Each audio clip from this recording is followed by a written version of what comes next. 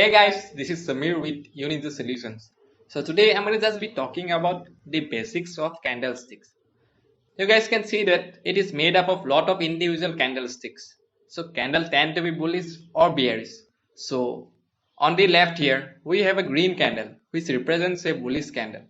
So bullish simply means that the price increase over the time period. On the right candle is the bearish, which simply means the price decrease over the period. So when I'm talking about periods, what I mean is that each fully formed candle represents the price action of a specific time period. So if we're looking at 5-minute chart, and each fully formed candle represents 5 worth of price action. And hourly chart means its fully formed candle represents an hour worth of price action, and so on. So within the candle themselves we can gather more information.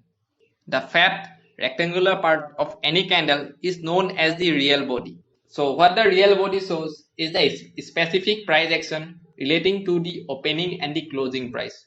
So in the bullish candle, the bottom of the candle body shows the opening price and the top of the body candle shows the closing price. Bearish candles are reversed. So on the top of the candle body is opening price and bottom of the body is the closing price. The vertical lines stretching from both the ends of the body is known as shadows, tails or wicks. The information added by shadows, tails or wicks of the body is the highest and the lowest price of the period. This means that price would have touched the very top and very bottom of the wicks as the candle was forming for closing.